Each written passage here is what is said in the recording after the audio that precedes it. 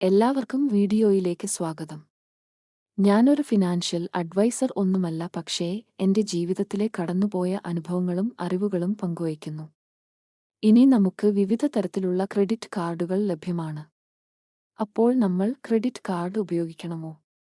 എത്ര credit card ഉപയോഗിക്കാം? ഏത് ക്രെഡിറ്റ് ഉപയോഗിക്കാം? അതുപോലെ ക്രെഡിറ്റ് കാർഡ് എങ്ങനെ നേട്ടമാക്കാം എന്നൊക്കെ നോക്കാം. ഞാൻ വിവിധ കമ്പനികളുടെ 10 വ്യത്യസ്ത ക്രെഡിറ്റ് കാർഡുകൾ ഉപയോഗിക്കുന്നുണ്ട്. എന്തിനാണ് ഇത്രയും കാർഡുകൾ എന്ന് ചോദിച്ചാൽ, ഇത്രയും കാർഡുകൾ ഉള്ളതുകൊണ്ട് ഓരോ ആഴ്ചയിലും ഞാനെന്തു വാങ്ങുമ്പോഴും എനിക്ക് ഓഫറുകളും ഡിസ്കൗണ്ടും ക്യാഷ് ബാക്കും എല്ലാം ലഭിക്കുന്നു.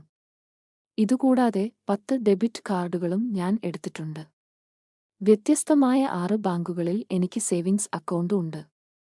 ഇതിൽ ഒരു ബാങ്ക് അക്കൗണ്ട് എന്റെ പ്രധാന ബാങ്ക് അക്കൗണ്ട് ആയി വയ്ക്കുകയും മറ്റുള്ളവ ഇതുപോലുള്ള ഓഫറുകൾക്കും മറ്റു ചില ആവശ്യങ്ങൾക്കും ആണ് ഉപയോഗിക്കുന്നത്.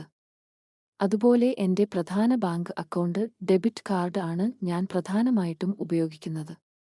മറ്റുള്ള ഡെബിറ്റ് കാർഡുകൾ എല്ലാം ഇതുപോലെ പലതരം ഓഫറുകളും ക്യാഷ് ഡിസ്കൗണ്ടുകളും ഒക്കെ ലഭിക്കുന്നതിനു വേണ്ടി ഉപയോഗിക്കുന്നു. പണം ചെലവഴിക്കുന്നതിന് ഒരു അക്കൗണ്ട് സേവ് ചെയ്യേണ്ട എമൗണ്ട് മറ്റൊരു അക്കൗണ്ടിലേക്ക് മാറ്റുന്നു.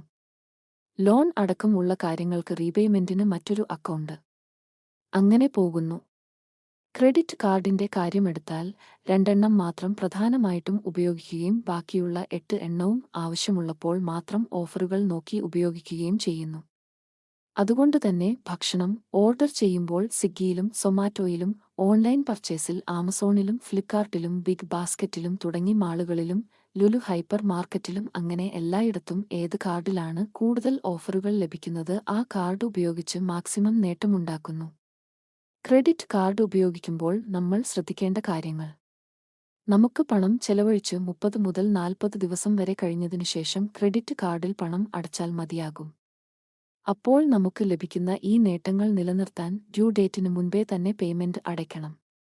ക്രെഡിറ്റ് കാർഡ് ഉണ്ടെന്നു കരുതി വെറുതെ സാധനങ്ങൾ വാങ്ങി എല്ലാം ചെലവഴിക്കാതെ നമുക്ക് തിരിച്ചടയ്ക്കാൻ പറ്റുന്ന തുക മാത്രം ഓരോ മാസവും ചെലവഴിക്കുകയാണെങ്കിൽ നമുക്ക് ക്രെഡിറ്റ് കാർഡ് വഴി നല്ല നേട്ടം ഉണ്ടാക്കാൻ കഴിയും.